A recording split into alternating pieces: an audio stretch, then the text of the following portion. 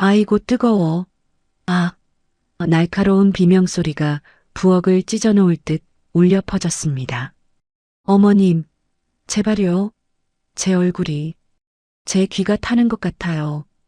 바닥을 뒹구는 며느리의 얼굴 위로 김이 모락모락 나는 뻘건 기름 국물이 뚝뚝 흘러내렸습니다. 살이 익는 끔찍한 냄새가 진동했지만 시어머니는 눈 하나 깜짝하지 않았습니다. 오히려 허리에 손을 얹고 혀를 끌끌 차며 말했죠. 병신 육갑하고 자빠졌네. 아들 못 낳는 년이 국 쏟은 게 뭐 자랑이라고 소리를 질러 귀신 붙게 시리. 그때였습니다. 안방 문이 열리고 남편이 짜증 섞인 얼굴로 나왔습니다. 아, 진짜 시끄러워서 통화를 못하겠네. 야, 조용히 좀 해. 밥맛 떨어지게 정말. 남편은 고통에 몸부림치는 아내를 벌레 보듯 쳐다보고는 쾅 하고 문을 닫아버렸습니다. 지옥 같은 시집살이. 하지만 이것은 시작에 불과했습니다. 그날 밤 시어머니가 부른 낯선 남자들이 들이닥쳤고 며느리는 살기 위해 장독대 안으로 몸을 던져야만 했습니다. 장독대 안에 숨어 얼른. 시아버지의 다급한 외침과 함께 닫힌 독뚜껑. 그 좁고 캄캄한 어둠 속에서 그녀는 맹세했습니다. 살아남겠다고. 반드시 살아서 이 악마들을 내 발 아래 무릎 꿇리겠다고. 30년 후 죽은 줄 알았던 며느리가 돌아왔습니다.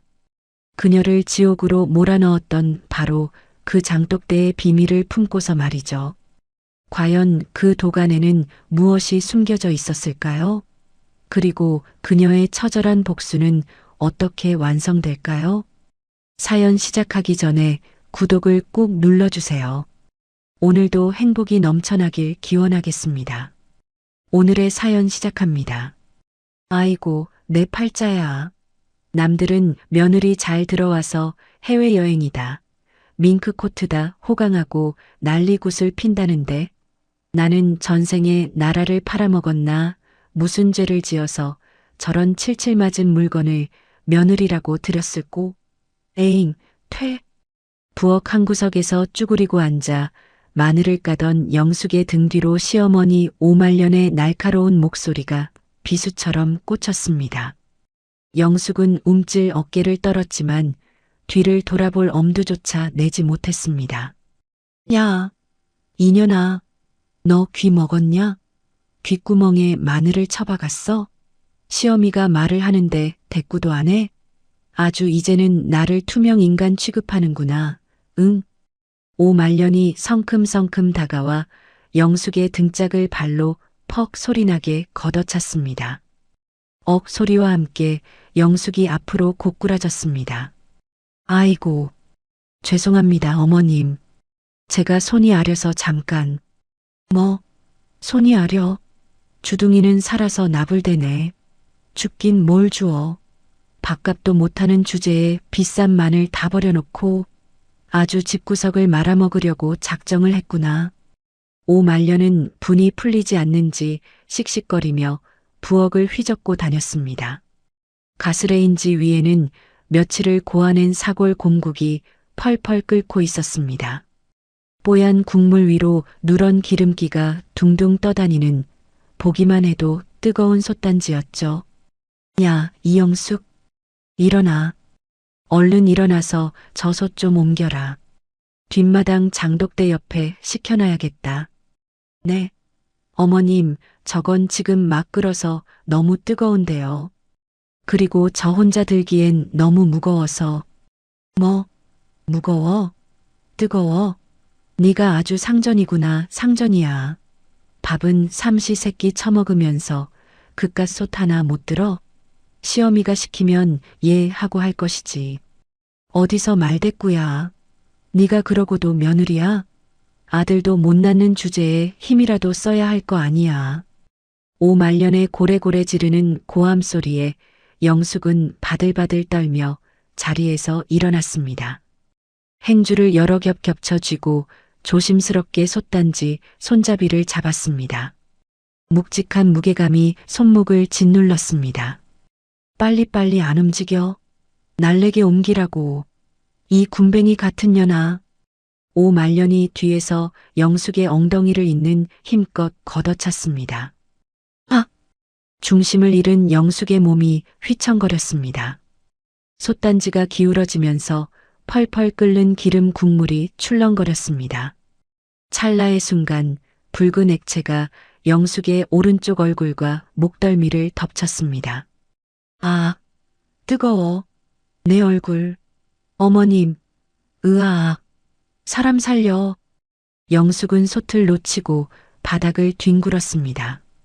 치익, 살 타는 소리가 귓가를 때렸습니다.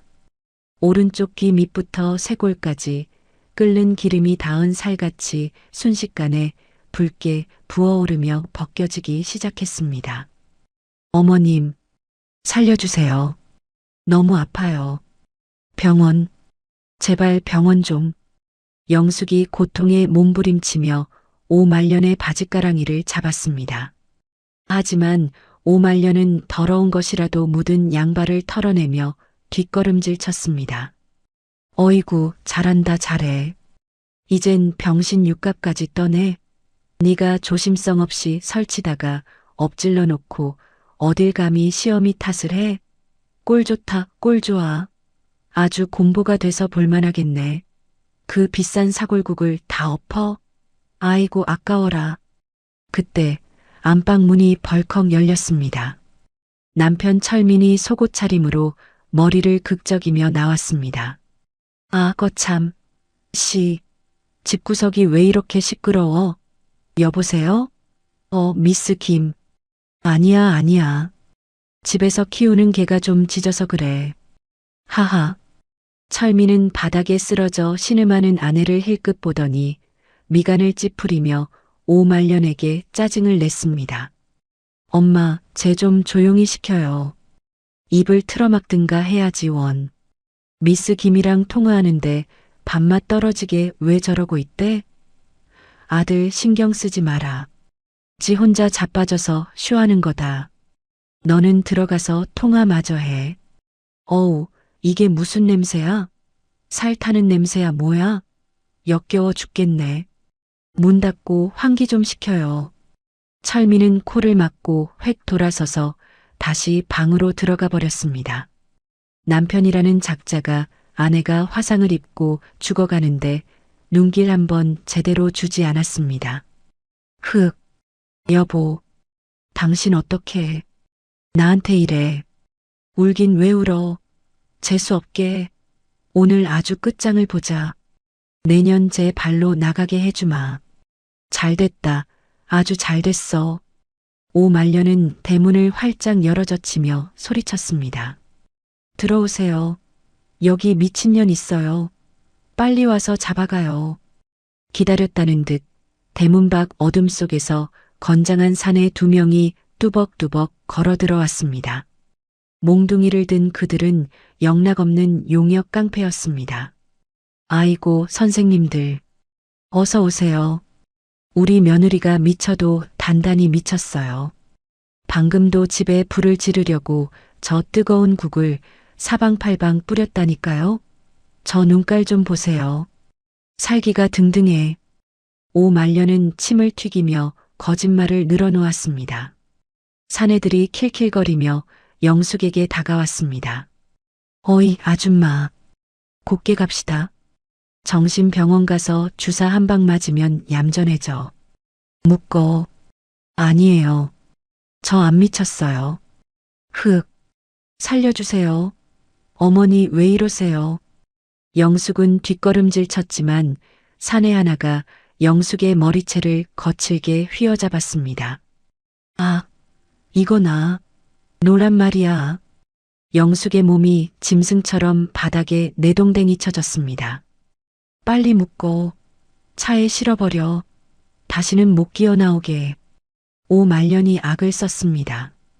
영숙은 필사적으로 마당으로 기어 나갔습니다. 아버님, 아버님, 살려주세요. 저 좀 살려주세요. 사랑채 문이 열리고 박 회장이 뛰쳐나왔습니다. 며느리의 얼굴은 화상으로 짓물러 끔찍했고 낯선 사내들이 그녀를 끌고 가려 하고 있었습니다. 이게 무슨 짓들이야. 당장 그 손 놓지 못해. 내 놈들 뭐하는 놈들이야. 영감님은 빠지시죠. 며느리 병원 보내는 건데 웬 참견입니까? 비키쇼. 여보, 당신 제정신이야? 사람을 죽일 작정이야? 이게 사람이 할 짓이야. 영감, 가만히 있어요. 오늘 2년 내보내고 새 며느리 들릴 거니까. 당신도 손주 보고 싶다며? 저런 병신 며느리 끼고 살아서 뭐 하려고 그래. 박 회장은 분노로 몸이 사시나무 떨듯 떨렸습니다. 하지만 늙고 병든 힘으로는 저 건장한 사내들을 당해낼 재간이 없었습니다. 박 회장의 눈이 번뜩였습니다. 그는 아궁이로 달려가 불이 붙은 장작개비를 꺼내 마당 한가운데 집더미 위로 던졌습니다. 불이야. 불. 사랑채에 불이 났다. 다 타 죽는다. 순식간에 불길이 치솟았습니다.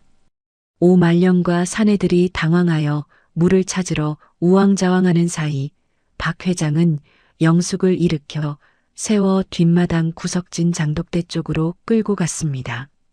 아가, 정신 차려라. 지금이 아니면 죽는다. 정신줄 놓으면 안 돼. 박 회장은 영숙을 뚜껑에 용자가 새겨지고 주둥이가 깨진 볼품없는 독 앞으로 밀쳤습니다. 아버님, 저 너무 아파요. 죽을 것 같아요. 안다 내 새끼. 조금만 참아라. 제발 사람한다오. 내가 미안하다. 박 회장은 젖먹던 힘을 다해 끙소리를 내며 무거운 독뚜껑을 열었습니다. 들어가라. 여기 숨어야 산다. 쉿, 소리 내면 안 돼. 숨소리도 내지 마라. 네. 장독대. 안으로요? 빨리. 놈들이 온다. 장독대 안에 숨어. 얼른. 박 회장의 비명 같은 외침에 영숙은 덜덜 떨며 도간으로 몸을 구겨 넣었습니다. 박 회장은 재빨리 뚜껑을 덮고 주변에 거적대기로 위장했습니다. 그때 불을 끈 오말령과 사내들이 씩씩거리며 들이닥쳤습니다. 야, 이년 어디 갔어? 영감, 그년 어디로 빼돌렸어? 말 안 해? 저기, 담 넘어서 도망갔네. 아이고 나 죽네.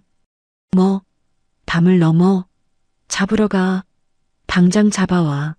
못 잡으면 돈 안 줘. 사내들이 대문 밖으로 뛰쳐나갔습니다. 좁고 캄캄한 도간. 영숙은 숨소리조차 내지 못하고 웅크려 있었습니다. 지독한 냄새보다 더 고통스러운 건 타오르는 듯한 화상의 통증이었습니다. 그때였습니다. 발밑에 무언가 차갑고 딱딱한 것이 닿았습니다. 된장 독이라기엔 너무나 낯선 감촉이었습니다. 영숙은 손을 뻗어 발밑을 만져보았습니다. 묵직한 보자기였습니다.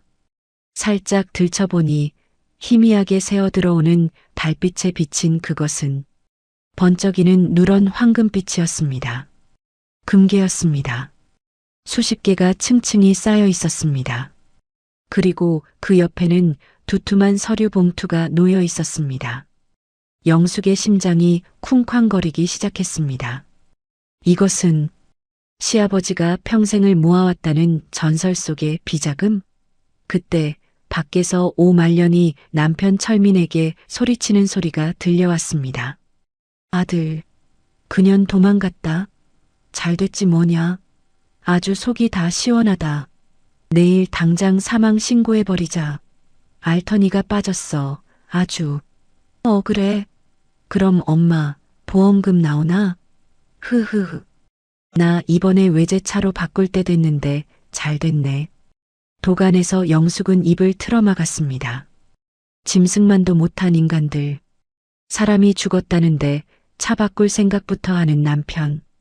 며느리를 내쫓고 콧노래를 부르는 시어머니. 영숙의 눈에서 뜨거운 눈물이 쏟아져 내렸습니다. 하지만 이번 눈물은 달랐습니다. 도끼, 살아남아서 저 악마들을 갈기갈기 찢어발기겠다는 처절한 도끼가 그녀의 눈동자에서 이글거리고 있었습니다. 영숙은 어둠 속에서 차가운 금괴를 으스러져라 움켜쥐었습니다. 정막이 감도는 시골집 마당. 새벽 3시를 알리는 뻐꾸기 시계 소리조차 들리지 않는 깊은 밤이었습니다. 박 회장은 오 말년의 코 골른 소리를 확인하고서야 조심스럽게 뒷마당으로 향했습니다. 지팡이를 짚은 손이 땀으로 흥건했습니다. 제발 사람만 있어 다오. 제발. 장독대 앞에 도착한 박 회장은 떨리는 손으로 거적대기를 걷어냈습니다. 용자가 새겨진 독뚜껑을 여는 순간 훅 끼쳐오는 역한 냄새와 함께 웅크린 그림자가 보였습니다. 영숙이었습니다. 탈진한 채 독벽에 기대어 가쁜 숨을 몰아쉬고 있었지만 눈빛만은 형형하게 살아있었습니다. 아가, 괜찮으냐? 아버님. 쉿, 목소리 낮춰라. 들킨다. 박 회장은 힘겹게 영숙을 끌어올렸습니다. 몸이 불덩이 같았습니다.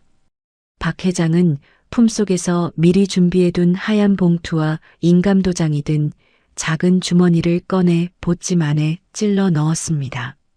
아가, 잘 들어라. 이 보찜 안에 든 금괴 그리고 이 편지. 이게 내 목숨 줄이고 나중에 너를 지켜줄 칼이다. 아버님, 이게 다 뭐예요? 저는 무서워요. 무서워할 시간 없다. 이 돈 들고 무조건 서울로 가. 가서 이름도 바꾸고 얼굴도 바꾸고 죽은 사람처럼 살아. 절대로 다시는 이곳을 쳐다보지도 마라. 박 회장은 비장한 표정으로 영숙의 어깨를 잡았습니다. 그리고 내가 쓴 이 유서. 이걸 꼭 지니고 있어야 해. 나중에 때가 되면 네가 이 집구석의 주인이라는 걸 증명해 줄 거다. 영숙은 보찜을 꼭 끌어안으며 울먹였습니다. 아버님은요, 저 가면 아버님 혼자 어쩌시려고요. 나까지 죽일 셈이냐? 네가 살아야 나도 산다. 어서 가. 꾸물거리다간 다 죽어. 박 회장은 눈물을 머금고 호통을 쳤습니다. 그리고는 며느리의 등을 떠밀어 뒷산 개구멍 쪽으로 보냈습니다. 영숙은 몇 번이나 뒤를 돌아보며 어둠 속으로 사라졌습니다. 박 회장은 영숙이 떨어뜨리고 간 고무신 한 짝을 주워들었습니다. 흙 묻은 고무신을 가슴에 품고 그는 강가로 향했습니다. 며느리를 죽은 사람으로 만들어야만 했으니까요. 차가운 새벽 공기를 가르며 산길을 달리던 영숙의 등 뒤에서 섬뜩한 짐승 울음소리가 들렸습니다. 피냄새를 맡은 들개떼였습니다. 굶주린 눈빛을 번뜩이며 침을 흘리는 들개 3마리가 영숙을 에워쌌습니다. 오지마. 저리 가. 영숙은 돌멩이를 휘둘렀지만 놈들은 거리를 좁혀왔습니다. 한 놈이 다리를 물어뜯으려 달려들자 영숙은 금괴가 든 보찜으로 놈의 머통을 후려쳤습니다. 으악! 깨갱거리는 개를 뒤로하고 영숙은 미친 듯이 달렸습니다. 살아야 한다. 저 악마들에게 복수하기 전엔 절대 죽을 수 없다.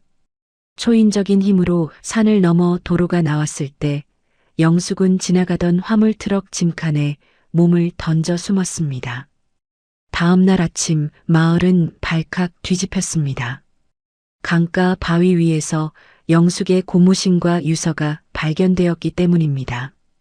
오말년은 강가에 털썩 주저앉아 땅을 치며 거짓 통곡을 했습니다. 아이고, 영숙아. 내가 너를 얼마나 아꼈는데 이렇게 가면 어떡하냐. 흑흑흑. 하지만 그녀의 눈은 건조했습니다. 오히려 경찰에게 산 사람은 살아야지 시체 못 찾으면 그냥 실종 처리하고 끝냅시다라며 뻔뻔하게 수색 중단을 종용했죠. 그 시각 남편 철민은 집에 내연녀 미스 김을 불러들였습니다. 자기야, 진짜 죽은 거 맞아? 나 무서워. 아유, 걱정 마. 강물에 빠졌으면 물귀신 됐겠지. 이제 우리 세상이야. 엄마가 보험금 나오면 내 차부터 바꿔준대. 진짜? 어머, 자기 최고다. 쪽? 안방에서는 희희낙낙하는 웃음소리가 흘러나왔고 마당 한 구석에서는 철민이 휘파람을 불며 아내의 옷을 태우고 있었습니다. 방 안에 틀어박힌 박 회장은 창문 틈으로 그 모습을 지켜보며 가슴을 쥐어뜯었습니다. 금수만도 못한 놈들 천벌을 받을 게다. 한편 덜컹거리는 화물열차 짐칸에 숨어든 영숙. 오른쪽 얼굴의 화상은 골마 터져 고름이 흐르고 있었지만 그녀는 아픔조차 느끼지 못했습니다. 열차가 한강 철교를 지날 때 영숙은 바닥에 굴러다니던 녹슨 낫으로 자신의 엉킨 머리카락을 뭉텅 잘라냈습니다. 두고 봐라, 내가 다시 돌아갈 땐 너희들이 흘린 눈물이 피가 되어 흐르게 만들 테니까. 영숙의 눈빛은 더 이상 쫓기는 짐승의 것이 아니었습니다. 그것은 먹잇감을 노리는 맹수의 눈빛이었습니다. 몇 달 뒤 오말년의 집에는 흉흉한 소문이 돌았습니다. 그 집 며느리 귀신이 나온대. 철민의 재혼 혼사도 이 소문 때문에 깨지고 말았습니다. 분노한 오말년은 무당을 불러 구판을 벌이고 영숙의 사진에 대못을 박으며 저주를 퍼부었습니다. 하지만 서울역의 차가운 바닥에서 쓰레기통을 뒤지며 연명하던 영숙은 매일 밤 수첩에 복수의 계획을 적어 내려가고 있었습니다. 그리고 마침내 그녀는 신분 세탁 브로커를 찾아갔습니다. 죽은 사람의 신분이 필요해요. 아주 깨끗하고 아무도 모르는 사람으로. 영숙은 보찜에서 가장 작은 금부치 하나를 꺼내 탁자 위에 던졌습니다. 어떤 인생을 원하죠? 돈으로 사람을 죽일 수 있는 인생. 영숙의 차가운 대답이 지하실의 공기를 얼어붙게 만들었습니다. 서울의 밤거리는 화려했지만 뒷골목은 시궁창보다 어두웠습니다. 영숙은 남대문 시장의 허름한 여인숙 달방에서 눈을 떴습니다. 곰팡이 핀 천장을 바라보며 그녀는 지난 1년을 되씹었습니다. 지옥 같은 1년이었습니다. 처음 서울에 왔을 때 영숙은 고아원 동기였던 미자를 찾아갔습니다. 유일하게 믿을 수 있는 친구라고 생각했죠. 어머, 영숙아. 이게 얼마만이야? 세상에, 얼굴이 왜 이래? 미자는 영숙의 화상 입은 얼굴을 보고 기겁했지만 영숙이 내민 금괴 하나를 보더니 태도가 180도 바뀌었습니다. 걱정 마. 내가 아는 금은방 사장이 있는데 시세보다 더 쳐준대. 내가 바꿔다 줄게. 너는 여기서 푹 쉬고 있어. 영숙은 미자를 믿고 금괴를 맡겼습니다. 하지만 미자는 돌아오지 않았습니다. 하루, 이틀, 일주일이 지나도 영숙이 미자가 일하던 식당을 찾아갔을 때 주인 아주머니가 혀를 찼습니다. 미자? 걔 며칠 전에 빚쟁이들 피해 야반도주했어. 무슨 횡재를 했는지 금가락지를 주렁주렁 달고 도망갔다더라. 하늘이 무너지는 것 같았습니다. 믿었던 친구마저 등을 돌리다니. 영숙은 한강 다리 위에 서서 검은 강물을 내려다보았습니다. 뛰어내리면 모든 게 끝날 것 같았습니다. 하지만 그때 품속의 편지가 바스락거렸습니다. 박 회장이 써준 피 묻은 유서. 아가 살아야 한다. 네가 살아야 나도 산다. 영숙은 난간을 잡은 손에 힘을 주었습니다. 죽을 수 없었습니다. 아니, 죽더라도 내 돈 떼먹은 미자년 그리고 나를 이렇게 만든 오말년 모자 년놈들은 지옥으로 끌고 가야 했습니다. 다시 시장으로 돌아온 영숙은 악기가 되었습니다. 새벽 4시부터 남대문 시장 바닥을 굴렀습니다. 쓰레기를 줍고 무거운 짐을 나르고 식당 설거지를 하며 닥치는 대로 일했습니다. 상인들이 얼굴 흉한 여자가 재수없게 설친다며 소금을 뿌려도 영숙은 눈 하나 깜짝하지 않고 바닥에 떨어진 동전을 주었습니다. 돈 내놔. 내 돈 떼먹고 도망가면 내가 지옥 끝까지 쫓아가서 창자를 씹어먹을 거야. 어느 날 외상값을 떼먹고 도망가던 건달을 끝까지 쫓아가 머리채를 잡고 뒹구는 영숙을 보고 사람들은 혀를 내둘렀습니다. 그때부터 그녀의 별명은 독사가 되었습니다. 그러던 어느 비 오는 밤이었습니다. 영숙이 일을 마치고 돌아가던 골목길에서 신음소리가 들렸습니다. 웬 노인이 피를 토하며 쓰러져 있었고 불량배들이 노인의 지갑을 뒤지고 있었습니다. 이 영감탱이 돈 많아 보이는데 꼴랑 이거야? 불량배가 노인을 발로 차려는 순간 영숙이 몽둥이를 들고 달려들었습니다. 야, 이 개새끼들아, 꺼져. 영숙은 미친 듯이 몽둥이를 휘둘렀습니다. 그녀의 기세에 눌린 불량배들은 욕설을 내뱉으며 도망쳤습니다. 영숙은 노인을 업고 빗속을 뚫고 병원으로 달렸습니다. 노인의 피가 영숙의 등을 적셨습니다. 병원에서 깨어난 노인은 명동사채 시장의 전설, 왕 회장이었습니다. 그는 자신을 구하고 사라진 영숙을 수소문에 찾아냈습니다. 왜 그냥 갔나? 사례비라도 두둑이 챙기지 않고. 왕 회장의 말에 영숙은 차갑게 대꾸했습니다. 사람 목숨 가지고 흥정하는 거 아닙니다. 왕 회장은 영숙의 눈빛에서 익숙한 냄새를 맡았습니다. 굶주린 짐승의 냄새, 그리고 지독한 복수의 냄새. 자네 원하는 게 뭔가? 돈인가? 아니요. 영숙은 또렷하게 말했습니다. 돈으로 사람을 밟아 죽이는 법을 알려주세요. 왕 회장의 입가에 흥미로운 미소가 번졌습니다. 재밌군. 따라오게. 그날부터 영숙은 왕 회장의 수제자가 되었습니다. 낮에는 왕 회장의 비서로 금융 지식과 부동산 투자의 비기를 배웠고 밤에는 악랄한 채권 회수자가 되어 채무자들의 숨통을 조였습니다. 감정 따위는 사치였습니다. 영숙은 철저하게 이성으로 무장했습니다. 피도 눈물도 없는 냉혈한. 그것이 영숙의 새로운 이름이었습니다. 10년이 지났습니다. 영숙은 왕 회장의 도움으로 강남 개발 정보를 선점해 막대한 부를 축적했습니다. 그리고 미국으로 건너가 월가의 큰손들과 교류하며 세력을 확장했습니다. 어느 날 영숙은 거울 앞에 앉았습니다. 전신 성형수술을 앞두고 의사가 물었습니다. 귀 밑에 있는 화상 흉터도 제거하시겠습니까? 요즘 기술로 거의 안 보이게 할 수 있습니다. 영숙은 거울 속의 흉터를 어루만졌습니다. 지글거리는 흉터, 그날의 고통과 치욕이 고스란히 담긴 낙인. 아니요. 놔두세요. 네. 하지만 보기에 좀. 이건 제가 잊지 말아야 할 기억이니까요. 영숙은 흉터를 그대로 둔 채 다른 모든 것을 바꿨습니다.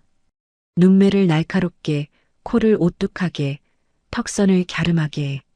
과거의 촌스러운 시골 아낙네는 사라지고 세련되고 지적인 재미교포 사업가 제니 리가 탄생했습니다. 한편 고향의 오말년 집안은 풍비박산이 나 있었습니다. 박 회장이 사망한 후 철민은 도박에 빠져 논밭을 다 팔아먹었습니다. 믿었던 내연녀 미스 김마저 남은 돈을 챙겨 도망가 버렸죠. 아이고, 내 팔자야. 내가 저런 놈을 아들이라고 낳아서 미역국을 먹었나? 오말년은 빚쟁이들을 피해 깊은 산속 움막 같은 무허가 판잣집으로 이사했습니다. 그녀의 손에는 이제 껍데기만 남은 땅 문서 몇 장만이 들려 있었습니다. 엄마, 땅 팔자니까? 그거 팔면 한 방에 복구할 수 있다고. 이 미친놈아, 이게 어떤 땅인데. 내 애비가 목숨 걸고 지킨 선산이야. 철민은 매일같이 술에 취해 늙은 어미를 폭행하고 돈을 내놓으라며 행패를 부렸습니다. 미국에 있던 제니 리는 한국 지사장을 통해 이 모든 소식을 보고받았습니다. 그녀는 손에 든 와인잔을 천천히 흔들었습니다. 붉은 와인이 핏빛처럼 일렁였습니다. 왕 회장님, 이제 때가 된 것 같습니다. 준비는 완벽한가? 전화기 너머 왕 회장의 목소리에 제니리는 서늘하게 웃었습니다. 네. 덫은 놓았고 먹잇감들은 굶주려 있습니다. 제 발로 걸어 들어오게 만들어야죠. 제니리는 공항 라운지에서 오말년 일가가 소유한 땅의 개발 계획이 담긴 기밀 서류를 펼쳤습니다. 강남 대규모 리조트 개발 예정지. 그녀의 손가락이 지도 위에 오말년의 땅을 짚었습니다. 기다려라. 내 지옥에 온 것을 환영해 줄 테니. 제니리는 선글라스를 끼고 비행기에 올랐습니다. 30년 만에 귀국. 그것은 금이환영이 아닌 피의 심판을 위한 서막이었습니다. 인천공항 입국장 게이트가 열리자 수많은 카메라 플래시가 터졌습니다. 제니리 대표님, 한국 방문 목적이 뭡니까? 강남 개발 투자설이 사실입니까? 기자들의 질문 세례 속에 제니리가 모습을 드러냈습니다. 최고급 명품 정장을 입고 키리를 신은 그녀의 모습은 압도적인 카리스마를 뿜어내고 있었습니다. 선글라스 너머 그녀의 눈은 기자들이 아닌 허공 어딘가를 응시하고 있었습니다.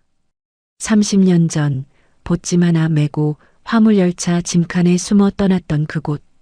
이제 그녀는 수천억 자산가가 되어 돌아왔습니다. 노 코멘트입니다.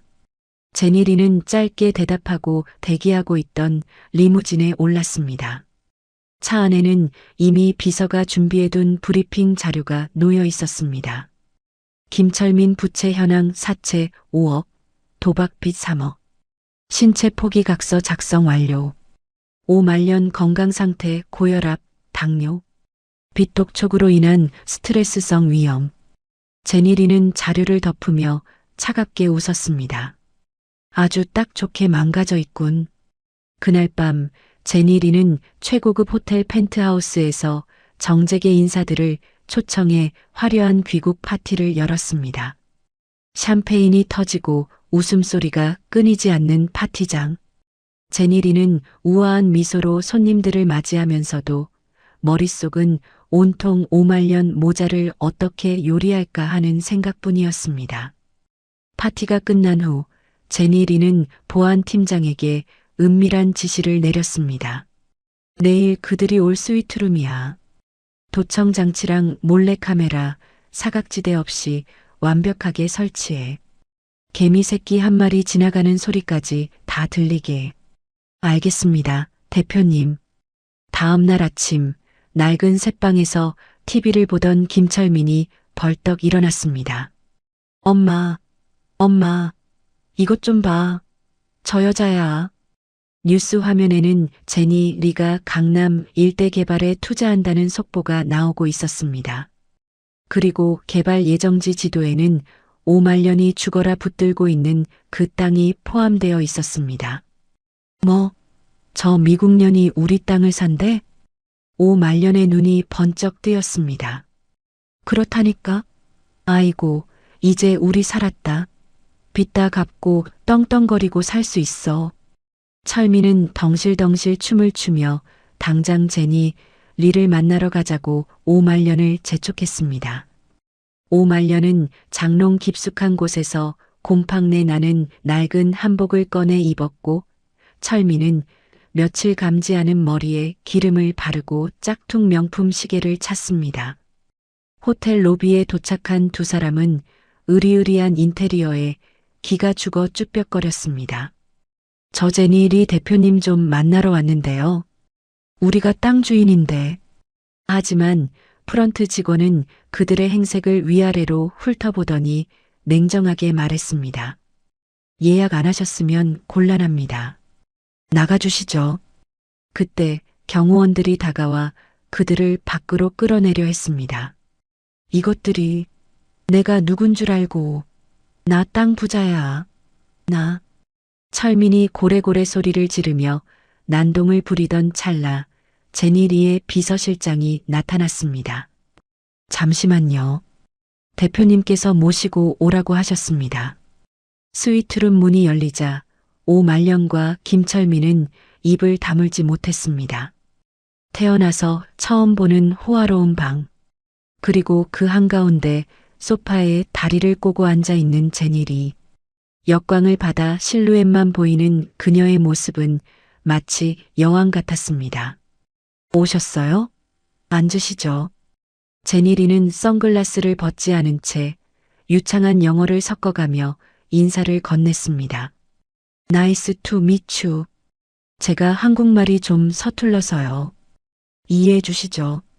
아이고, 그럼요, 그럼요. 미국에서 오신 귀한 분이 우리말을 이 정도 하시는 것도 대단하죠. 오말년은 굽신거리며 소파 끝에 엉덩이를 걸치고 앉았습니다. 철민은 제니리의 미모에 넋이 나가 침을 흘리고 있었습니다. 30년 전 자신이 짐짝처럼 내다버린 아내인 줄은 꿈에도 모른 채 말이죠. 듣자 하니 두 분이 소유하신 땅이 제 프로젝트에 아주 중요한 위치더군요. 팔 의향이 있으신가요? 팔다마다요. 아이고, 저희가 안 그래도 좋은 임자 나타나면 넘기려고 딱 기다리고 있었습니다. 철민이 오말년의 말을 가로채며 나섰습니다. 대표님, 제가 이 집안 가장입니다. 저랑 말씀하시죠. 근데 미인이시네요. 하. 철민이 느끼한 눈빛을 보내며 추파를 던지자 제니리는 속으로 구역질이 올라오는 것을 참으며 살짝 미소 지었습니다. 감사해요. 미스터 김도 아주 남자다우시네요. 그 말 한마디에 철민은 개선장군이라도 된 듯 어깨를 으쓱거렸습니다. 제니리는 비서에게 신호를 보냈습니다. 비서가 서류 가방에서 현금 뭉치와 계약서를 꺼내 테이블 위에 올려놓았습니다. 시세의 3배. 어떻습니까? 4세배요. 오말년과 철민의 눈이 튀어나올 듯 커졌습니다. 3배면 빚을 다 갚고도 평생 놀고 먹을 수 있는 돈이었습니다. 당장 하죠. 계약서 어디 있습니까? 도장 찍을게요. 철민이 덤벼들자 제니리가 손을 들어 제지했습니다. 진정하세요. 다만 조건이 하나 있습니다. 조건이요? 뭔들 못하겠습니까? 말씀만 하세요. 미국식 비즈니스라 좀 까다로울 수 있어요. 토지뿐만 아니라 현재 살고 계신 본가, 선산, 그리고 오 여사님의 신체 일부에 대한 보험까지 담보로 잡아야 해요. 만약 계약에 문제가 생기면 그 모든 권리는 저에게 넘어옵니다. 네, 신체 포기 각서 같은 건가요? 그건 좀. 오말년이 멈칫하며 뒤로 물러났습니다. 본능적으로 위험을 감지한 것입니다. 제니리는 실망했다는 듯 혀를 찼습니다. 역시 한국 분들은 배포가 작으시네요. 알겠습니다. 이 딜은 없던 걸로 하죠. 김 비서 짐 싸. 옆 동네 최 사장네 땅으로 가자. 제니리가 자리에서 일어나려 하자 철민이 기겁을 하며 오말년의 팔을 잡아 끌었습니다. 엄마, 미쳤어? 3배라잖아. 최 사장네한테 뺏길 거야? 그냥 사인해. 내가 책임질게. 하지만, 진짜, 나 감옥 가는 꼴 보고 싶어? 빨리 하라고. 철민이 악을 쓰며 윽박지르자 오말년은 바들바들 떨며 고개를 끄덕였습니다. 탐욕이 공포를 이긴 것입니다. 좋아요 할게요 하게 해주세요, 대표님. 제니리는 다시 자리에 앉으며 만족스러운 미소를 지었습니다. 선글라스 너머 그녀의 눈빛이 차갑게 번뜩였습니다. 탁월한 선택입니다. 그럼 조만간 현장 답사를 가죠. 그때 도장 찍으시면 됩니다. 제니리는 샴페인 잔을 들어 건배를 제의했습니다. 치어스. 우리의 성공적인 파멸 아니 파트너십을 위하여. 오말년과 철민은 샴페인을 원샷하며 희희낙낙했습니다. 자신들이 마신 것이 독배인 줄도 모른 채. 일주일 후 현장 답사 당일 제니리가 탄 최고급 세단이 흙먼지를 일으키며 시골길을 달렸습니다. 차창 밖으로 스쳐 지나가는 풍경들은 30년 전과 변한 것이 없었지만 모든 것이 낯설게만 느껴졌습니다. 차가 멈춘 곳은 자풀이 무성하게 자란 5말년의 집 마당이었습니다. 30년 전 맨발로 도망쳐 나왔던 그곳, 끓는 기름보다 더 뜨거웠던 눈물을 흘렸던 그곳. 제니리는 차에서 내려 선글라스를 고쳐 썼습니다. 심장이 터질 듯이 뛰었지만 겉으로는 얼음장처럼 차가운 표정을 유지했습니다. 아이고, 대표님, 먼 길 오시느라 고생 많으셨습니다. 5말년이 버선발로 뛰어나와 90도로 허리를 굽혔습니다. 동네 사람들한테 미국 재벌이 내 며느리가 될지도 모른다며 헛소문을 퍼뜨리고 다닌 덕에 담장 너머로 구경꾼들이 기웃거리고 있었습니다. 철민은 어디서 빌려 입었는지 사이즈도 안 맞는 헐렁한 양복을 입고 거드름을 피우며 나타났습니다. 어서 오십시오. 누추하지만 제 집이라고 생각하고 편하게 보세요. 하하. 집이라 생각보다 더 낡았네요. 제니리는 집안 곳곳을 둘러보며 일부러 트집을 잡았습니다. 기둥이 썩었네. 지붕도 금방이라도 무너질 것 같고 이런 곳에서 사람이 산다는 게 신기하군요. 그녀의 모욕적인 언사에도 5말년과 철민은 연신 굽신거렸습니다. 돈 앞에서는 자존심도 없는 인간들이었습니다. 제니리의 발걸음이 뒷마당으로 향했습니다. 그곳에는 여전히 장독대들이 늘어서 있었습니다. 잡초 속에 파묻혀 관리가 전혀 안 된 흉물스러운 모습이었습니다. 그리고 그 구석에 용자가 새겨지고 주둥이가 깨진 바로 그 독이 있었습니다. 30년 전 박 회장이 자신을 숨겨주었던 생명의 은인이자 지옥의 감옥이었던 그 독. 제니리는 숨이 턱 막히는 것 같았습니다. 독 안에서 맡았던 역겨운 된장 냄새와 공포가 되살아나 발목을 잡는 듯 했습니다. 저건 뭐죠? 아주 흉물스럽네요. 기분 나빠요. 제니리가 장독대를 가리키며 혐오감을 드러냈습니다. 그러자 철민이 기다렸다는 듯이 나섰습니다. 아, 이거요? 옛날에 쓰던 건데 제가 당장 치워버리겠습니다. 대표님 눈에 거슬리는 건 이 집에 존재할 수 없죠. 철민은 창고에서 커다란 쇠망치를 들고 나왔습니다. 그리고는 망설임 없이 장독대를 향해 망치를 휘둘렀습니다. 쾅! 쨍그랑! 둔탁한 파열음과 함께 영숙의 피눈물이 서린 그 독이 산산조각 났습니다. 파편들이 사방으로 튀었습니다. 제니리의 눈동자가 흔들렸습니다. 마치 자신의 과거가 30년 동안 품어왔던 한이 깨지는 것 같은 전율이 흘렀습니다. 하하, 속이 다 시원하시죠? 제가 힘 하나는 장사입니다. 철민은 깨진 독파편을 밟으며 으스댔습니다. 제니리는 주먹을 꽉 쥐어 손톱이 살을 파고들게 만들며 끓어오르는 분노를 억눌렀습니다. 그리고 차갑게 웃었습니다. 네, 아주 시원하네요. 미스터 김은 정말 못 부수는 게 없군요. 사람의 마음도 인생도 그리고 추억마저도. 그때 대문 밖에서 웅성거리는 소리가 들리더니 마을 이장이 들어왔습니다. 아니, 이게 무슨 소란이야? 오 여사, 이분은 누구셔? 이장은 제니 리를 위아래로 훑어보더니 미심쩍은 표정을 지었습니다. 근데 낯이 좀 익은데 혹시 30년 전에 실종된 그 집 며느리. 제니리의 심장이 덜컥 내려앉았습니다. 이장은 당시 수색 작업을 주도했던 인물이라 영숙의 얼굴을 기억하고 있었던 것입니다. 오말년과 철민의 표정이 굳어졌습니다. 이대로 정체가 탄로나면 모든 계획이 물거품이 될 위기였습니다. 제니리는 침착하게 비서에게 눈짓을 했습니다. 비서가 재빨리 이장에게 다가가 두툼한 돈 봉투를 쥐어주며 귓속말을 했습니다. 마을 발전 기금입니다. 조용히 돌아가 주시죠. 돈 봉투를 확인한 이장의 눈이 휘둥그레졌습니다. 아이고, 제가 노망이 났나 봅니다. 미국에서 오신 분이라는데 촌놈이 실수를 허허. 편히 보십시오. 이장은 넙죽절을 하고는 꽁무니를 뺐습니다. 돈이면 다 해결되는 세상.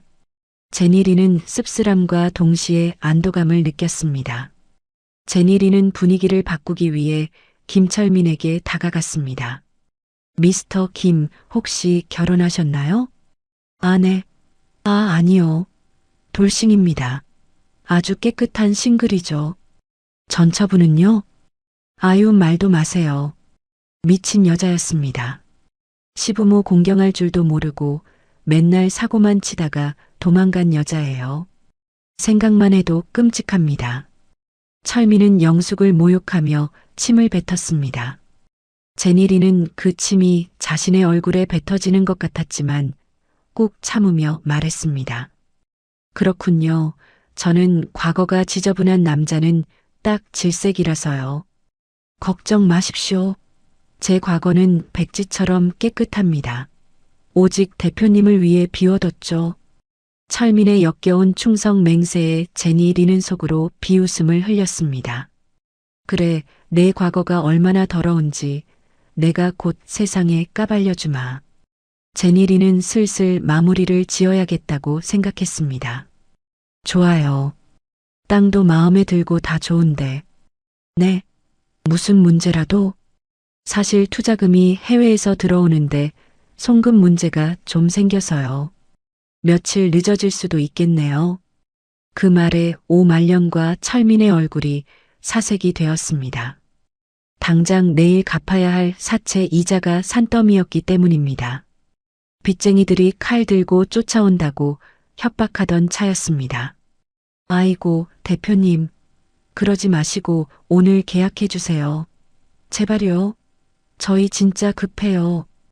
오말년이 제니리의 바짓단을 붙잡고 매달렸습니다. 제니리는 못 이기는 척 가방에서 서류를 꺼냈습니다.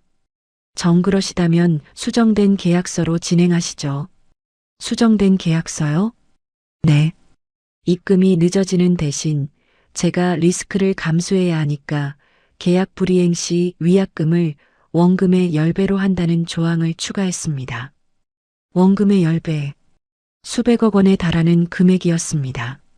하지만 오말년의 귀에는 계약이라는 단어밖에 들어오지 않았습니다. 10배든 100배든 상관없어요. 돈만 주시면 됩니다.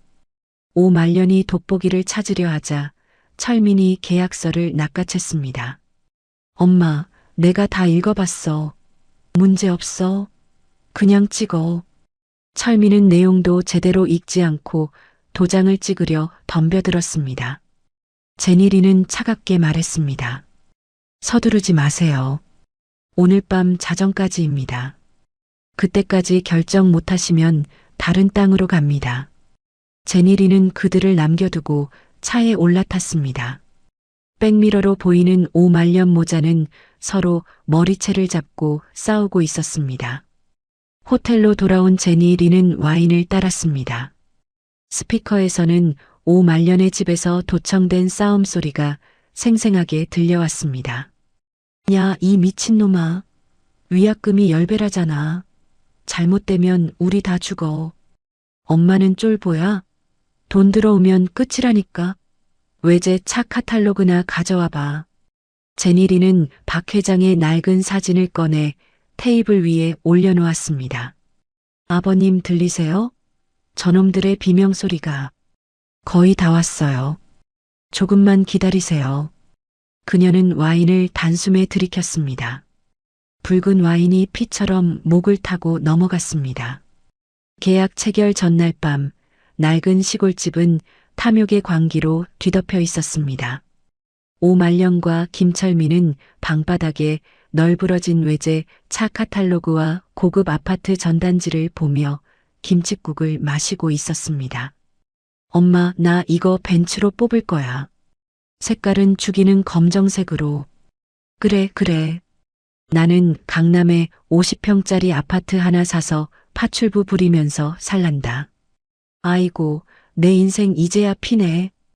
그때 대문을 쾅쾅 두드리는 소리가 났습니다. 누구야? 이 밤중에. 철민이 짜증을 내며 문을 열자 술 냄새를 풍기는 중년 남자가 서 있었습니다. 오말년의 먼 친척이자 전직 형사였던 최 씨였습니다. 그는 뇌물을 받아먹다 파면당하고 지금은 흥신소를 하며 근근히 먹고 사는 인물이었습니다. 아이고, 누님, 대박 터지셨다면서요? 소문 다 났던데. 왔냐? 냄새나게 술은 왜 처먹고 다녀? 오말년은 최 씨를 파리 쫓듯 내쫓으려 했습니다. 하지만 최 씨는 문틈으로 발을 밀어넣으며 은밀하게 속삭였습니다. 누님, 그 미국 재벌이라는 여자 좀 이상하지 않아요? 뭐가 이상해? 돈 많고 이쁘기만 하더라. 제가 형사밥 좀 먹었잖습니까? 냄새가 나요, 냄새가. 사기꾼 냄새가. 재수 없는 소리 하지 말고 꺼져. 철민이 최 씨를 밀쳤지만 최 씨는 품속에서 흐릿한 흑백 사진 한 장을 꺼내 내밀었습니다. 이거 보세요. 제가 뒷조사를 좀 해봤는데 이 여자 과거 사진이 없어요. 30년 전부터 갑자기 튀어나왔다고요. 그리고 이 사진 누님이 30년 전에 잃어버린 며느리랑 좀 닮지 않았습니까? 오말년과 철민의 시선이 사진에 꽂혔습니다. 화질이 좋지 않아 얼굴은 잘 보이지 않았지만 갸름한 턱선과 분위기가 묘하게 영숙과 닮아 있었습니다. 이게 무슨 소리야? 오말년의 손이 떨렸습니다. 그리고 제가 오늘 낮에 호텔 주차장에서 그 여자를 봤는데 말입니다. 머리를 넘길 때 보니까 귀 밑에 화상 흉터 같은 게 있더라고요. 화상 흉터? 순간 오말년의 머릿속에 30년 전 그날의 기억이 스쳤습니다. 펄펄 끓는 사골국을 뒤집어 쓰고 귀 밑이 벌겋게 익어가던 영숙의 모습. 설마. 철민의 얼굴도 사색이 되었습니다.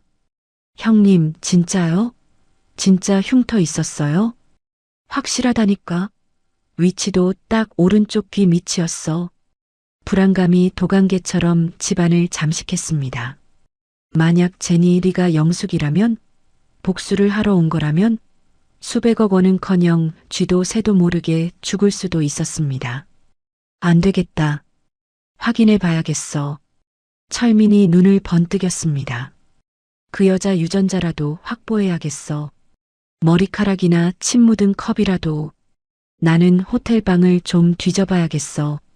누님, 작업비 좀 넉넉히 챙겨주쇼. 최 씨가 비열하게 웃으며 손을 내밀었습니다. 그 시각 호텔 스위트룸. 제니리는 헤드폰을 끼고 그들의 대화를 실시간으로 듣고 있었습니다. 눈치 빠른 쥐새끼가 끼어들었군. 그녀는 침착하게 인터폰을 들었습니다. 보안팀장 미끼를 물었어. 준비해. 1시간 뒤 김철민이 헐레벌떡 호텔 라운지로 들어왔습니다. 그는 구석자리에 앉아 제니 리가 나타나기를 기다렸습니다. 잠시 후 제니 리가 비서와 함께 라운지로 내려와 커피를 주문했습니다. 철민은 제니 리가 커피를 마시고 잔을 내려놓는 순간만을 노렸습니다. 저 컵만 가져오면 돼. 저 컵만. 제니 리가 잠시 화장실을 간 사이 철민은 잽싸게 테이블로 다가가 커피잔을 훔치려 손을 뻗었습니다. 손님, 뭐 하시는 겁니까? 어느새 다가온 덩치 큰 경호원이 철민의 손목을 낚아챘습니다. 아니요. 그냥 컵이 예뻐서. 도둑이야. 여기 도둑이 있다. 경호원의 외침에 주변 사람들의 시선이 쏠렸습니다. 철민은 얼굴이 시뻘개져서 도망치듯 라운지를 빠져나갔습니다. 1차 작전 실패였습니다. 같은 시각 최 씨는 청소부 복장으로 위장해 제니 리의 객실에 잠입했습니다. 그는 서랍과 가방을 뒤지며 영숙의 흔적을 찾으려 했습니다. 하지만 그가 옷장을 여는 순간 옷장 안에 설치된 몰래카메라가 빨간 불빛을 깜빡이고 있었습니다. 이런 젠장. 최 씨가 도망치려 했지만 이미 문 밖에는 보안 요원들이 대기하고 있었습니다. 그는 짐짝처럼 끌려가 호텔 지하 창고에 처박혔습니다. 누가 시켰어? 제니리가 하이힐 소리를 또각거리며 들어왔습니다. 그녀의 손에는 두툼한 돈 가방이 들려 있었습니다. 살려주십시오. 5만년 그 여자가 시켰습니다. 최 씨는 바닥에 납작 엎드려 빌었습니다. 제니리는 돈 가방을 최 씨 앞에 던졌습니다. 가방이 열리고 5만 원권 다발이 쏟아져 나왔습니다. 최 씨의 눈이 휘둥그레졌습니다. 이거 먹고 떨어질래? 아니면 쥐도 새도 모르게 묻힐래? 충성하겠습니다. 시키는 대로 다 하겠습니다. 제니리는 차갑게 웃으며 핸드폰을 내밀었습니다. 지금 당장 오말년한테 전화해. 확인해 보니까 진짜 미국 재벌 맞고 흉터는 미국에서 교통사고 나서 생긴 거라고. 의심해서 미안하다고 해. 최 씨는 떨리는 손으로 전화를 걸어 제니리가 시키는 대로 거짓 보고를 했습니다. 전화기 너머 오말년의 안도하는 한숨소리가 들렸습니다. 아유, 그럼 그렇지. 네가 잘못 본 거라니까. 알았어. 수고했어. 하지만 제니리의 복수는 여기서 끝이 아니었습니다. 그녀는 비서에게 또 다른 지시를 내렸습니다. 김철민의 돈을 들고 튀었던 그 여자, 미스 김. 찾았어? 네, 대표님. 지금 강원도 정선 카지노 근처 식당에서 일하고 있습니다. 정보 흘려. 김철민이 내일 수십억 계약을 하는데 너한테 줄 돈은 없다고 했다고. 네가 가져간 돈 때문에 빚만 남아서 널 죽이려고 벼르고 있다고. 알겠습니다. 질투와 탐욕에 눈이 먼 미스 김이라면 분명히 판을 뒤집으러 올 것이었습니다. 제니리는 완벽한 시나리오에 만족하며 미소 지었습니다. 호텔 방으로 돌아온 오말년과 철민은 의심을 거두고 축제 분위기였습니다. 엄마 들었지? 진짜 재벌이라잖아. 아유, 괜히 쫄았네. 그래, 내일이면 우리 인생 피는 거야. 하지만 탐욕은 그들의 눈을 멀게 했을 뿐만 아니라 영혼까지 갉아먹고 있었습니다. 도청 장치를 통해 그들의 추악한 본심이 흘러나왔습니다. 엄마, 근데 계약금만 받고 튀면 안 되나? 어차피 미국년인데 한국법 잘 모를 거 아냐? 오호, 그거 좋은 생각이다. 계약금 받고 땅은 이중으로 딴 놈한테 팔아넘기고 우린 해외로 튀자. 돈 세탁해서 튀면 못 잡아. 역시 우리 엄마 머리 좋아. 크크크. 옆방에서 듣고 있던 제니 리는 녹음 버튼을 눌렀습니다. 잘 걸렸다. 사기, 횡령, 배임 감옥에서 썩게 만들어주마. 제니리는 녹음 파일을 저장하고 내일 입을 붉은색 정장을 꺼내 놓았습니다. 피처럼 붉은 승리의 색이었습니다. 새벽녘 김철민은 악몽을 꾸었습니다. 30년 전 장독대 안에서 피눈물을 흘리던 영숙이 나타나 자신의 목을 조르는 꿈이었습니다. 으악! 비명을 지르며 깨어난 철민은 식은땀을 흘렸습니다. 재수없게 무슨 개꿈이야. 그는 담배를 피워 물며 불안감을 떨쳐내려 했습니다. 하지만 창밖은 이미 밝아오고 있었고 파멸의 시간은 시시각각 다가오고 있었습니다. 제니리는 거울 앞에 섰습니다. 컨실러로 귀 밑에 화상 흉터를 꼼꼼하게 가렸습니다. 하지만 그녀의 눈동자 속에 비친 도끼 어린 흉터는 가려지지 않았습니다. 가자. 끝내러. 제니리는 날카로운 하이힐을 신고 30년의 한을 풀기 위해 문을 나섰습니다. 운명의 날. 제니리의 사무실은 살얼음판 같은 긴장감이 감돌았습니다. 최고급 대리석 테이블 위에는 토지 및 자산양도 계약서가 놓여 있었고 그 옆에는 붉은 인주가 입을 벌리고 먹잇감을 기다리고 있었습니다. 오말년과 김철민이 헐레벌떡 들어왔습니다. 그들의 눈은 테이블 한쪽에 쌓여 있는 현금 다발 예시 모형에 꽂혀 돌아갈 줄 몰랐습니다. 아이고, 대표님, 저희가 좀 늦었죠? 차가 막혀서 괜찮습니다. 시간은 충분하니까요. 제니리는 선글라스를 낀 채 덤덤하게 말했습니다. 변호사가 계약서를 펼치며 약관을 읽어주려 하자 철민이 손사래를 쳤습니다. 아, 됐습니다.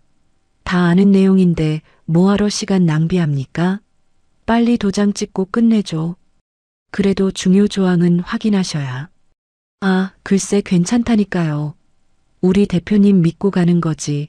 안 그렇습니까? 철민은 아부 섞인 웃음을 흘리며 품속에서 인감도장을 꺼냈습니다. 오말년도 질세라 꼬질꼬질한 보자기에 쌓은 도장을 꺼내 들었습니다. 손이 덜덜 떨렸지만 그것은 두려움이 아닌 환희의 떨림이었습니다. 쾅! 쾅! 두 사람의 도장이 계약서 위를 찍어 눌렀습니다. 선명한 붉은 자국. 그것은 그들의 영혼을 파는 낙인이었습니다. 바로 그 순간이었습니다. 김철민, 이 나쁜 놈아.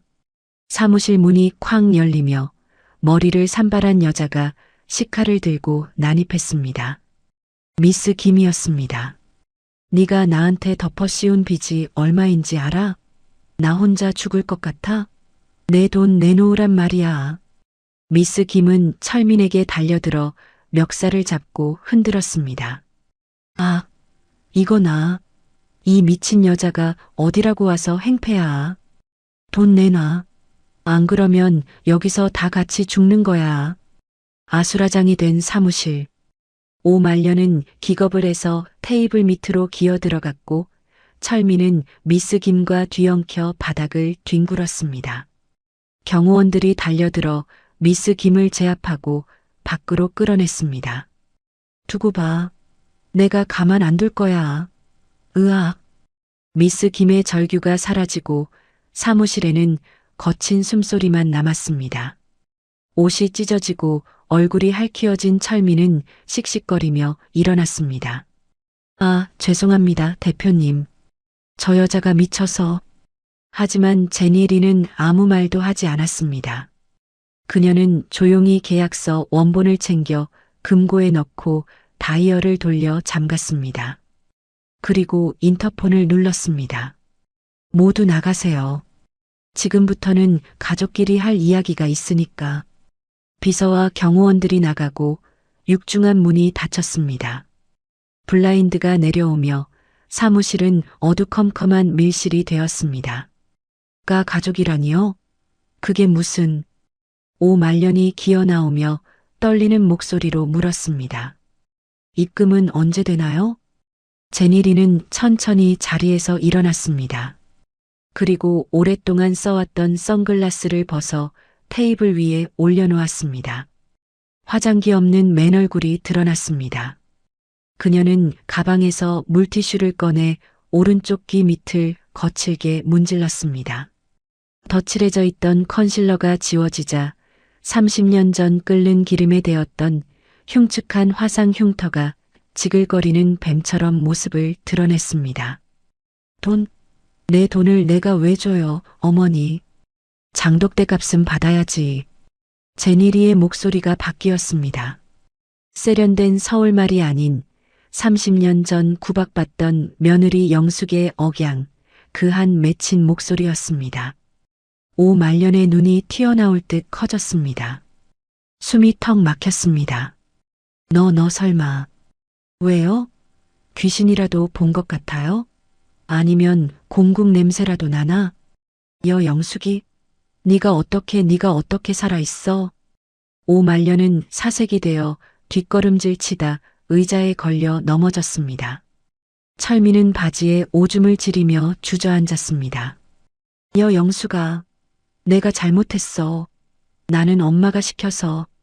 제니리는 그들의 비명소리를 즐기듯 천천히 금고를 열었습니다.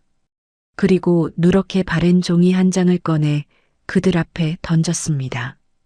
30년 전 박 회장이 피눈물로 썼던 바로 그 유서였습니다. 아버님이 30년 전 그 도간에 금괴와 함께 넣어두신 친필 유서예요. 읽어줄까요? 이 집과 땅, 선산을 포함한 나의 모든 재산은 며느리 이영숙에게 상속한다. 내 아내와 아들은 며느리를 죽이려 했으므로 상속 자격을 박탈한다. 거짓말이야. 그 영감이 그럴 리 없어. 오말년이 발악했습니다. 제니리는 코웃음을 치며 리모컨을 눌렀습니다. 벽면에 대형 모니터가 켜졌습니다. 화면 속에는 어젯밤 호텔방에서 오말년과 철민이 나누던 대화가 고화질로 재생되었습니다. 계약금 받고 튀자. 사기쳐서 한탕하자고. 미국년 뒤통수 치고 돈 세탁해서 튀면 못 잡아. 보이시죠? 사기 공모, 횡령 미수. 거기다 아까 미스 김이 난동 부린 것도 다 증거로 남았고. 제니리는 또 다른 서류 뭉치를 꺼냈습니다. 30년 전 영숙이 화상을 입고 치료받지 못했다는 병원 기록, 그리고 방금 그들이 도장 찍은 노예 계약서였습니다. 당신들이 방금 찍은 계약서 기억나요? 계약 불이행 시 위약금 10배. 그리고 모든 재산 포기 각서. 당신들은 이제 빈털털이에요. 아니, 빚더미에 앉은 범죄자지. 안 돼. 내 돈, 내 땅. 오말년이 미친 사람처럼 달려들어 계약서를 뺏으려 했습니다.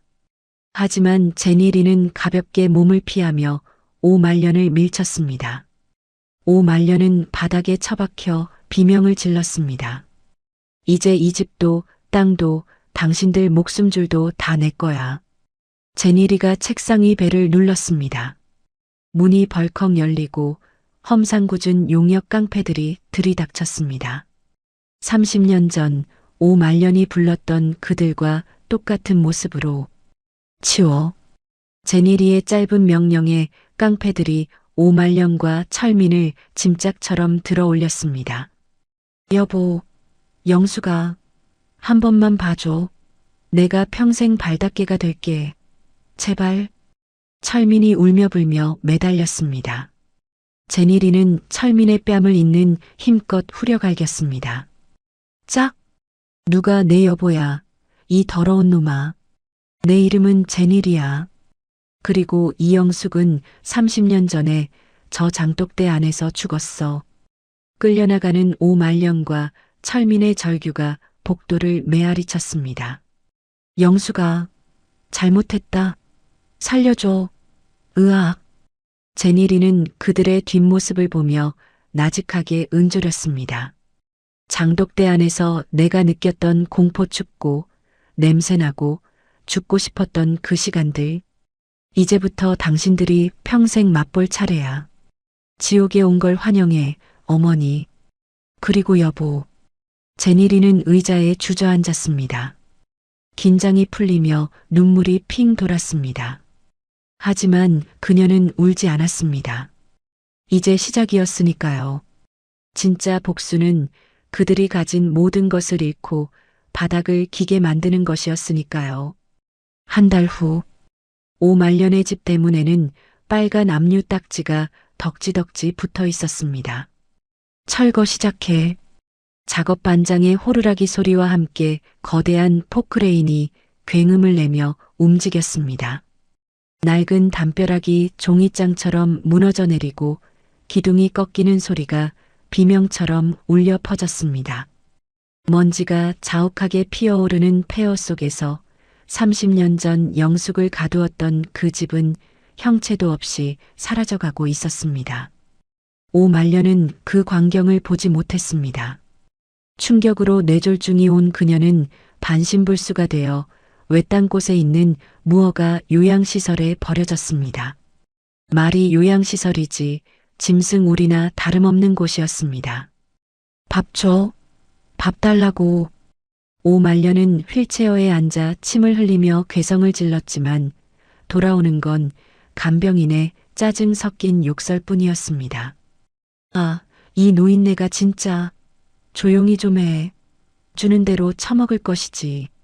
식판에 던져진 건 쉰내 나는 밥덩어리와 멀건 국물뿐. 그것조차 오말년은 허겁지겁 손으로 집어먹었습니다. 30년 전 며느리에게 끓는 국을 붓던 위세는 온데간데 없고 짐승처럼 울부짖는 비참한 노파만 남아 있었습니다. 김철민의 신세도 다르지 않았습니다. 모든 재산을 뺏기고 사기죄로 고소당의 빚더미에 앉은 그는 도망자 신세가 되었습니다. 서울역 지하도에서 신문지를 덮고 자다가 노숙자들에게 자리를 뺏기고 흠씬 두들겨 맞는 게 일상이었습니다. 한 푼만 줍쇼 배가 고파서 그는 과거 자신이 단골로 드나들던 국밥집을 찾아가 구걸했습니다. 하지만 주방장은 그를 알아보지 못하고 소금을 뿌렸습니다. 재수없게 어디서 거지가 들어와. 나가. 퇴. 철민은 길바닥에 주저앉아 통곡했습니다. 영수가 내가 잘못했다. 제발 나 좀 살려줘. 하지만 그의 후회는 너무 늦었습니다. 허공에 흩어지는 메아리일 뿐이었습니다. 어느 맑은 가을날 제니리가 말끔하게 정돈된 옛 시댁터를 찾았습니다. 고급 정장을 입은 그녀의 뒤로 비서와 경호원들이 따랐습니다. 폐허는 사라지고 그 자리에는 새로운 건물을 짓기 위한 기초 공사가 한창이었습니다. 제니리는 포크레인 기사에게 잠시 작업을 멈추라고 손짓했습니다. 그리고 천천히 걸어 들어가 과거 장독대가 있었던 자리 앞에 멈춰 섰습니다. 그곳에는 흙 속에 반쯤 파묻힌 자가 새겨진 깨진 독조각 하나가 남아 있었습니다. 김철민이 홧김에 깨부수었던 그리고 영숙이 목숨을 걸고 숨었던 바로 그 독의 파편이었습니다. 제니리는 허리를 숙여 그 조각을 집어들었습니다. 차갑고 거친 감촉. 하지만 30년 전처럼 공포스럽지는 않았습니다. 그녀는 조각을 가슴에 품고 눈을 감았습니다. 아가 고생했다. 정말 고생했어. 마치 박 회장의 목소리가 들리는 듯 했습니다. 30년 전 도간에서 덜덜 떨던 어린 영숙을 지금의 제니리가 안아주는 것 같았습니다. 대표님, 설계도대로 진행할까요? 비서가 물었습니다. 제니리는 눈을 뜨고 고개를 끄덕였습니다. 네. 여기에 보육원과 학대받는 여성들을 위한 쉼터를 지으세요. 이름은 박 회장 기념관으로 하죠. 알겠습니다. 제니리는 독조각을 비서에게 건네주며 말했습니다. 이건 기념관 로비 가장 잘 보이는 곳에 전시해 주세요. 희망의 조각이라는 이름으로요. 이 깨진 독은 더 이상 절망의 상징이 아니었습니다. 죽음의 문턱에서 새로운 삶을 잉태했던 역설적인 희망의 증거였습니다. 그녀는 발걸음을 옮겨 근처 양지 바른 곳에 있는 박 회장의 산소로 향했습니다. 잡초가 무성했던 산소는 말끔하게 벌초가 되어 있었고 새로 세운 비석이 햇살을 받아 반짝이고 있었습니다. 제니리는 준비해온 최고급 양주와 따뜻한 쌀밥 그리고 맑은 탕국을 상석에 올렸습니다. 아버님, 저 왔어요. 그녀는 무릎을 꿇고 큰 절을 올렸습니다. 이마가 차가운 땅에 닿는 순간 참았던 눈물이 왈칵 쏟아졌습니다. 약속 지켰어요, 아버님. 그 사람들 벌받았고요. 이 땅은 이제 아버님 뜻대로 좋은 일에 쓰일 거예요. 바람이 불어와 제니리의 머리카락을 부드럽게 쓰다듬고 지나갔습니다. 마치 박 회장이 며느리의 등을 토닥여주는 것 같았습니다. 이제 편히 쉬세요. 저도 이제는 좀 쉴게요. 제니리가 눈물을 닦고 일어설 때였습니다. 산 아래쪽에서 소란스러운 소리가 들렸습니다. 비켜. 나 며느리 좀 봐야겠어. 비키란 말이야. 김철민이었습니다. 그는 휠체어에 태운 오말년을 힘겹게 밀고 산 비탈길을 기어 올라오고 있었습니다. 꾀죄죄한 몰골에 냄새나는 옷을 입은 그들의 모습은 흡사 악기와도 같았습니다. 영수가, 여보, 나야, 철민이. 우리 엄마 좀 살려줘. 요양원에서 쫓겨나게 생겼어. 철민이 제니 리를 발견하고 손을 흔들며 소리쳤습니다. 오말년도 휠체어 위에서 어버버하며 괴성을 질렀습니다. 경호원들이 그들을 막아섰습니다. 철민은 바닥에 무릎을 꿇고 빌었습니다. 내가 다 잘못했어. 한 번만 용서해줘. 우리 갈 데가 없어. 오말년은 몸부림치다 휠체어에서 굴러떨어졌습니다. 그녀는 흙바닥을 기어서 제니 리 쪽으로 손을 뻗었습니다. 돈 내 돈.